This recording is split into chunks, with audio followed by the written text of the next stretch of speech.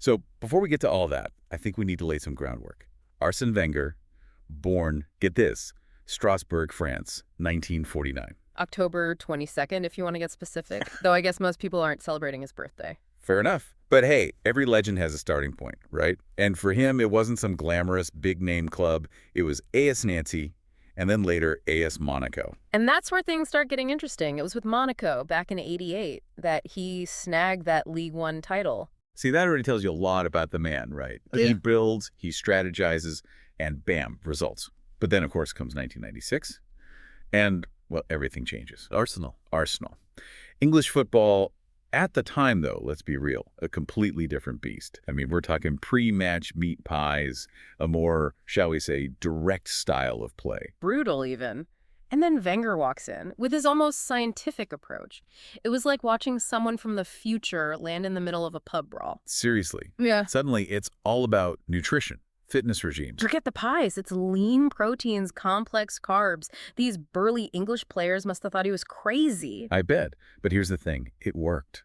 And it wasn't just guesswork. This guy was bringing in specialists, sports science, data analysis, stuff nobody else was even thinking about back then. Innovation, that was his game. And then, of course, there were the tactics on the field. Gone were the days of those long, hopeful balls and just pure physicality. Wenger wanted fluidity, possession, attack. That 4-4-2 diamond formation, iconic, right? I mean, guys like Dennis Bergkamp, they were practically poets with the ball at their feet. It was beautiful to watch. Defenders had no idea what to do, and all orchestrated by Wenger.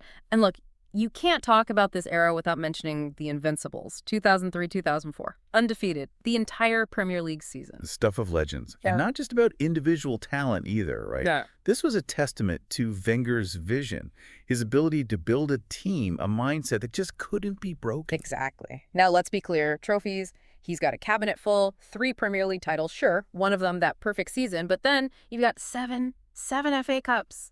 A record. The man loved a good FA Cup run, didn't he? But, you know, I think what's often overlooked is his commitment to youth development. He wasn't just buying superstars, he was building them. Cesc Fabregas, Robin van Persie, so many names that went on to become massive players. But they got their start, their chance, because Wenger believed in giving young talent a shot. And that wasn't just about winning today, right? It was about building the future of the club, sustainability. And you can see that influence in so many other clubs now. Absolutely. But all this was happening while they were also building a brand new stadium.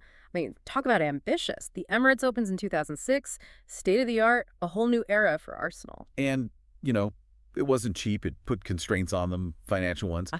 But even then, Wenger kept them competitive, kept them in that top 4 Champions League qualification year after year. Yeah, but you could sense the pressure building. Those later years at Arsenal, the trophies dried up a bit, and there were, well, whispers, let's call them.